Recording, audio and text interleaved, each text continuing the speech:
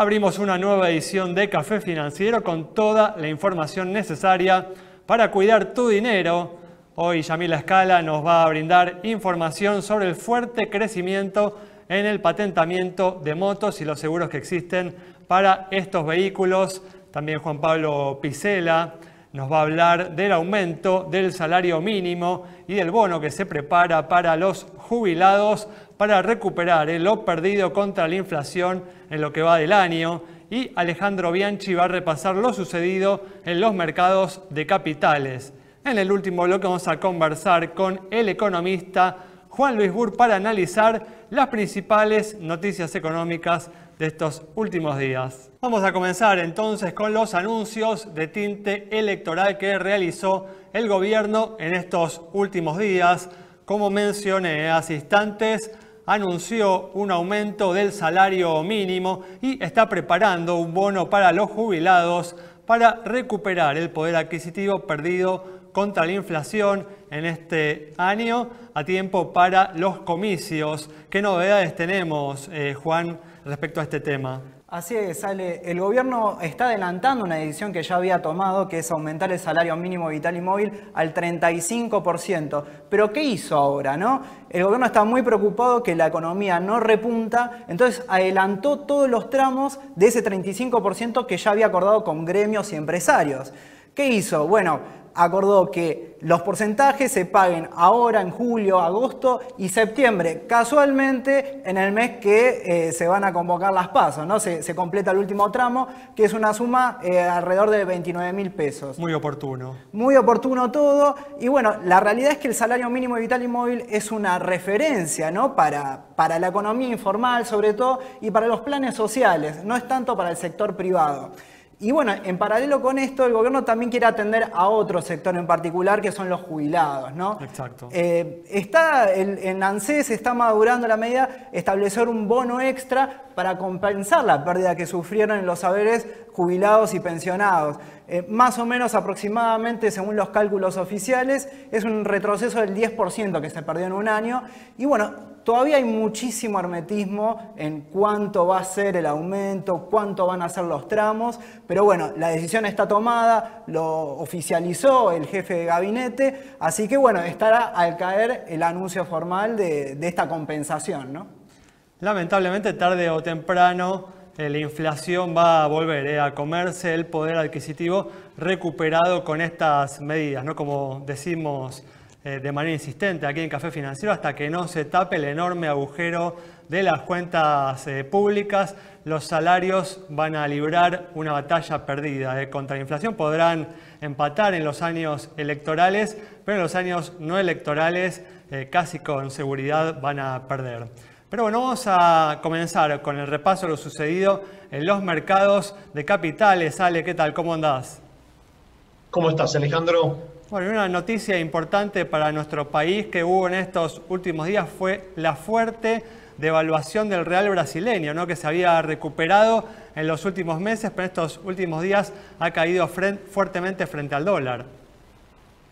Correcto, como vos decís, desde marzo pasado el real venía con una apreciación muy fuerte, se había apreciado 16% frente al dólar y en este último mes tuvimos una fuerte devaluación del 7%. Me parece importante destacar, digamos, y poner esto un poco en contexto. Si uno lo mira de largo plazo, la tendencia que está teniendo tanto el real como el peso argentino es una tendencia de depreciación desde el año 2011.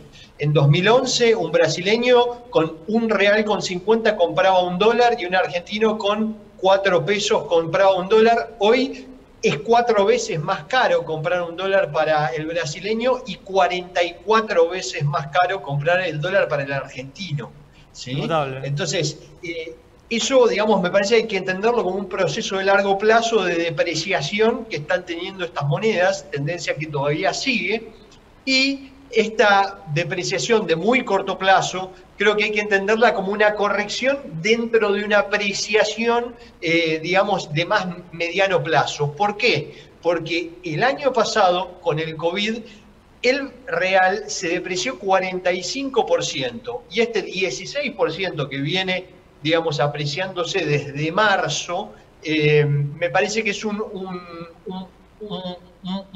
corrección, digamos, o una recuperación que está teniendo la economía brasileña, porque, bueno, se están vacunando las personas, se está volviendo a abrir la economía, la tasa Selic subió a 4,25%, con lo cual son todos factores que llevan a, digamos, que el real esté un poco más fuerte contra el dólar de mediano plazo, y esto que vemos, digamos, quizá lo deberíamos interpretar como una corrección de muy corto plazo, donde excede, diría yo, a Brasil. Son muchas monedas que se vieron depreciadas contra el dólar. Lo que se apreció en el último mes fue el dólar. Se apreció 3,75% contra, digamos, la canasta de monedas que normalmente se la mide en lo que se llama el dólar index, ¿no? Contra sus pares. Muy bien, bueno, vamos a continuar hablando de estas cuestiones a lo largo del programa, pero ahora vamos a cambiar bruscamente de tema y vamos a hablar del fuerte crecimiento en el patentamiento de motos, un incremento del 53% en el primer semestre respecto al mismo periodo del año anterior, un crecimiento notable, Yami, seguramente vinculado con la pandemia. Sí, claramente, en concreto hablabas de ese 53% semestre a semestre, si uno lo compara con mayo incluso hay un crecimiento del 44% e interanual del 30%, lo cual es notorio. El aumento de uso de moto está muy relacionado a lo que hemos vivido en el último año y pico. ¿Y por qué? No solo por lo que representa en materia de salida laboral, ¿sí? Sino también por esto de que, bueno, el transporte público hay menos posibilidades de usarlo, o hay, sin bueno, duda. Entonces, y no deja también de a nivel costo, si uno lo compara con un auto, obviamente tener una diferencia importante. Incluso si uno analiza la demanda, más del 90% ¿sí? es de baja cilindrada y de origen nacional, en el marco, por ejemplo, de líneas de crédito a través de lo que es el Plan Mi Moto Banco Nación, donde tenés 48 modelos, ya está esto en la sexta etapa, y 14 marcas. Entonces, bueno, allí hay una posibilidad adicional de conseguir este tipo de vehículos. Un parque, y atención Alejandro, porque estamos hablando de entre 6 y 7 millones de motos en el país. Y un tema, ¿sí? A destacar. El no seguro, sé. el Sí. seguro. Sí, se estima que cuando uno hace la diferencia entre lo que se estima del parque y los vehículos asegurados, sale que aproximadamente solo el 30% de los vehículos cuenta con el seguro obligatorio de responsabilidad civil. Esto es lo que cubre, ¿sí? A la persona en caso de que esa moto le genere un daño a otro. Ni hablar, obvio, de que también hay otros tipos de seguro, robo, hurto, Pero eso es incendio. lo más importante, la Pero bueno, responsabilidad civil. este es un seguro obligatorio. Incluso sabés que cuando vos retirás del concesionario tenés que salir asegurado, sea el que te ofrecen ahí, el que uno quiera elegir. Pero bueno, después hay muchas transacciones entre particulares y esa parte no se puede. Pero más allá de la obligatoriedad es algo importante para la persona. Para lógico, pero bueno, la obligatoriedad suma que si uno le piden los papeles los tiene que presentar. Digo, es un conjunto de situaciones y también es obligatorio por un motivo, ¿no? Entonces, bueno, allí la cuestión. Y subió la demanda, también sube la participación en accidentes viales y un llamado, y con esto terminamos, de la Agencia Nacional de Seguridad Vial a no tunear los vehículos en general, ni los autos, ni las motos, porque el punto es que cada partecita del vehículo está diseñado para contribuir a la seguridad. Entonces, si uno le modifica la estructura, le saca el espejo retrovisor y cualquier otra modificación que se pueda considerar, eso afecta, ¿sí?, cómo puede terminar. Bueno, esto afecta en materia de seguridad vial directamente. Entonces, bueno, también ese detalle puntual. Motos. Muy bien, cerramos entonces con esta información, este bloque. Quédate con nosotros. En instantes regresamos con mucha más información.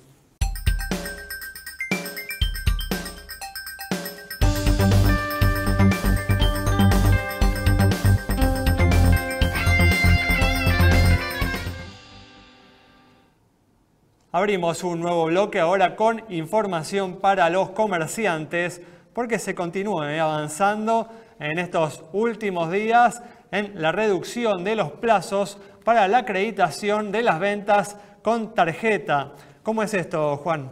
Sí, Ale, la semana pasada el Banco Central instrumentó una nueva resolución que está mucho en esta de modificar los medios electrónicos, ¿no? La reglamentación de los medios electrónicos. Y bueno, como decís, esta medida afecta a cerca de 1,5 millones de pequeños comercios, ¿no? Y microempresas que van a ver acortado su plazo de acreditación de las ventas, ¿no? Que hacen a través de las tarjetas de débito. En la actualidad, estas empresas, estos comercios, venían acreditado el dinero en su cuenta a partir de las 48 horas más o menos. Bueno, lo que hace el Banco Central es cambia en acuerdo con los bancos lo que establece la ley de tarjetas de crédito, ¿no? Ahora pasan a partir de los 24 horas hábiles, ¿no? Empiezan a tener acreditadas esas ventas. Esto es un reclamo histórico que hace la Cámara de Comercio. Desde hace tiempo incluso la Cámara de Comercio va más allá, quiere que se acrediten de manera inmediata, ¿no? Las ventas que se hacen. Pero bueno, es un pasito. Tiene su lógica, ¿no? Y tiene su lógica, Y bueno, hay un matiz en toda esta discusión que va más de fondo, que tiene que ver con la discusión con la fintech y con Mercado Pago, por ejemplo. La sorpresa de todo esto es, bueno, ¿quién celebró esta medida? Casualmente, Mercado Libre y Mercado Pago, ¿no? Uh-huh. Que destacaron que se acorten los plazos, ¿no? A 24 horas hábiles. Incluso dijeron, podemos llegar a revisar las comisiones que están cobrando a través de Mercado Pago, ¿no? Entonces hay ahí toda esa discusión de fondo de que quieren afectar, ¿no? Las comisiones. Se saben, todos los comerciantes saben que tener sistemas como Mercado Pago, ¿no? Y ese tipo de transacciones es mucho más económico que, por ejemplo, tener un postnet, ¿no? Claro. Entonces, lo que está haciendo ahí el Banco Central es empezar a regularizar todo ese campo, ¿no? De alternativas electrónicas que tienen los comerciantes. Lo continuaremos siguiendo a este tema de cerca, información importante para los comerciantes. Pero bueno, vamos a cerrar el bloque con una información, una noticia positiva para la Argentina, al menos en lo que hace a la explotación de las vastas reservas de petróleo que tiene el país, porque el precio del oro negro alcanzó en los últimos días un máximo de los últimos 3 años. ¿Sale? Correcto, Alejandro. El petróleo, recordemos que el año pasado llegó a valer menos $40, los futuros de petróleo que se cotizan en el Chicago Mercantile Exchange.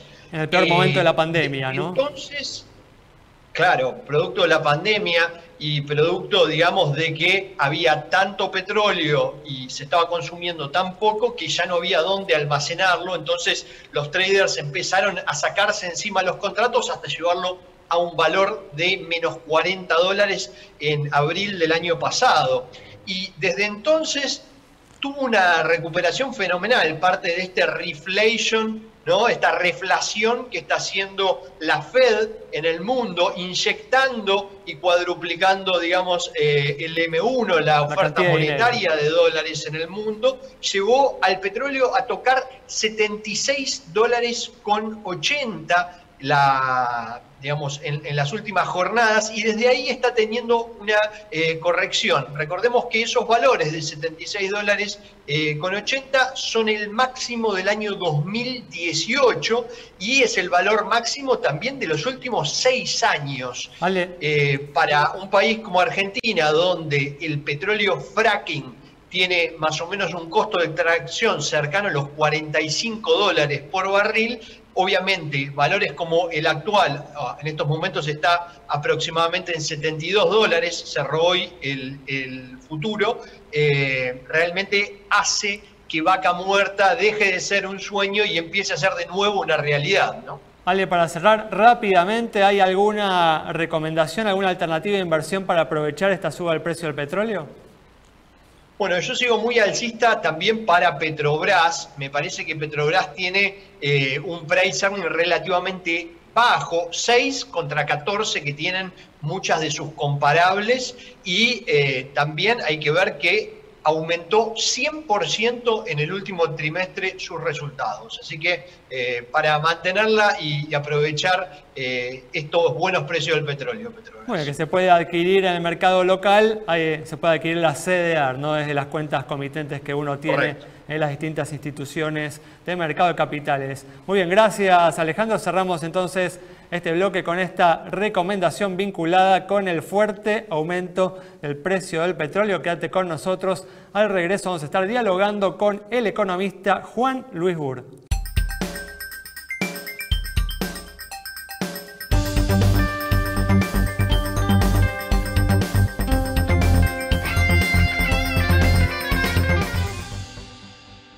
Arrancamos ya este último bloque con la presencia en forma virtual del economista Juan Luis Burr para analizar los hechos más destacados en materia económica de estos últimos días. Juan, ¿qué tal? ¿Cómo andás? Muy bien, Juan Luis. ¿Qué tal? ¿Cómo están? Muchas gracias por atendernos una vez más, Juan. Y hablábamos en el primer bloque de que con la cercanía de las elecciones el gobierno empezó ya a tomar medidas que están vinculadas con los comicios. En estos últimos días, por ejemplo, anunció un aumento del salario mínimo y también prepara un bono para los jubilados, atendiendo, ¿no?, a la pérdida de poder adquisitivo de estos ingresos en los últimos meses. Juan, ¿cuál es tu visión? ¿Crees que estas medidas van a generar un aumento del consumo y una recuperación más fuerte de la economía, o van a agregar tensión a un mercado cambiario que ya en estos últimos días, estas últimas semanas, viene mostrando algunas señales de tensión, o ambas cosas tal vez? Sí, la respuesta es seguramente un poco de ambas cosas. Los aumentos de salario mínimo van a llegar al promedio del 65% interanual durante el tercer trimestre, con un máximo del 72% ya por septiembre. Los números son realmente impresionantes. En realidad, este programa previo a las elecciones ya incluye otras componentes. Ya hemos visto la desaceleración de la tasa de devaluación, por un lado, pasar de niveles 3-4% a comienzos de año a prácticamente el 1% actual. Pero vinculado, Juan, con vinculado con este objetivo de generar una recuperación del poder adquisitivo de los salarios a tiempo para los comicios, ¿no? Sí, está muy claro. Eso hay que hacerlo por dos lados. O sea, ellos intentan, por un lado, frenar la inflación, por eso la desaceleración de la devaluación tan fuerte. Eso a pesar de que en estos días otra vez el real ha vuelto a depreciarse, y eso le va a generar algún dolor de cabeza tarde o temprano a la Argentina. Pero además de eso, introducción de más precios reprimidos. Lo que antes medía, INDEC antes medía prácticamente 0,5% en su canasta total, eran precios cuidados. Ya en mayo superó el 5%, 5.3% de precios medidos, que son totalmente precios controlados, y eso va subiendo mes a mes. Es decir, estamos viendo una situación donde, por otro lado, empezamos a tener la fantasía de cuál es el verdadero nivel de precios. Bajar la inflación y al mismo tiempo subir salarios. Por eso, subir salarios o impulsar el consumo, algún adicional para jubilados, los jubilados que cobran la mínima, aumentos de salarios y liberar un poco las convenciones colectivas. Todo un combo bien complicado y bien interesante para verlo de afuera, no de adentro, ¿no? Sin duda. Y en este contexto, Juan, la brecha del dólar, ¿por qué es importante controlarla? ¿Qué se está haciendo en este sentido, más aún con lo que me comentas recién? Porque, digamos, el nivel de precios tiene en cuenta no solamente el tipo de cambio oficial, sino el tipo de cambio libre, que hay varios tipos de cambio libre, que son los que de alguna manera están marcando la escasez de dólares que hay en la Argentina. Esa brecha ha saltado en los últimos meses, y cuanto más se presiona en términos de emitir o de generar una presión fiscal, digamos, con impulso fiscal, mayor la probabilidad de que salte ese tipo de cambio libre y por lo tanto que eso presione sobre los precios. O sea que eso habría que mirarlo con mucho cuidado en los próximos meses. Recién hablabas del Real de Brasil. Por otro lado, Uruguay anunció que tiene planeado negociar acuerdos por separado del Mercosur. ¿Qué implicancias puede tener esto para la región, para Argentina y también en el marco de lo que es mirar hacia otro lado, ¿no? Me refiero a mercados internacionales. Me parece importante porque tanto Uruguay como Paraguay hace tiempo que están buscando, digamos, como los socios menores del Mercosur, tratar de abrirse un poco de esta situación que han definido generalmente Argentina y Brasil. Son países pequeños y deberían tener economías muy abiertas. Brasil apoya esa situación, Argentina no. Y eso va a generar tensiones en el Mercosur. A mí me parece que esta pregunta que estás planteando es una pregunta muy relevante para los próximos meses, porque ahí vamos a ver mucha tensión, sobre todo si además se suma el hecho de que el tipo de cambio bilateral, o sea, Argentina aprecia mucho su moneda en relación con el real. Si esto continúa, bueno, vamos a tener una tentación de parte del gobierno de romper alguna cosa de esto del Mercosur y utilizar casi cualquier excusa para hacerlo, ¿no? Yo diría que eso es un tema para ver con mucho cuidado en los próximos meses. Como mencionaste cuando te hice, Juan, la pregunta inicial, que estas medidas que viene tomando el gobierno de cara a las elecciones van a generar una recuperación más fuerte de la economía en los próximos meses. ¿Cuál es tu pronóstico para el cierre, ¿no?, este 2021? ¿Cuál sería el crecimiento que esperás de la economía para el año completo? Originalmente teníamos una proyección cercana al 6%. Yo creo que el número va a estar entre ese 6 y algo menos de 7%, o sea, probablemente en algún rango intermedio. Eso está cambiando día a día y hay que tener en cuenta que, digamos, el número final va a depender de lo que pase no solamente antes, sino también inmediatamente después de las elecciones. Yo creo que vamos a ver un impulso fuerte en estos meses, que va a haber mucha represión de inflación y que eso nos va a dejar una situación muy, muy compleja a partir de la segunda mitad de noviembre, cuando pasen las elecciones.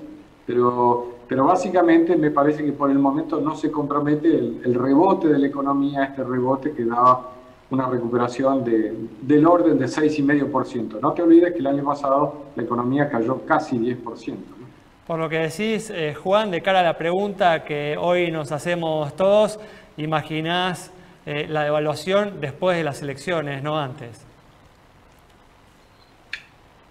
Las afirmaciones del gobierno en toda la línea y desde el punto de vista del impacto que tiene político una devaluación, llevan a pensar que, digamos, que el ajuste ocurre después de las elecciones. De todos modos, es importante señalar que quien tiene que responder esto parece una perogrullada, pero es el gobierno, porque si el gobierno insiste en, digamos, tener la actual línea económica, tarde o temprano se va a enfrentar con un conflicto en materia cambiaria.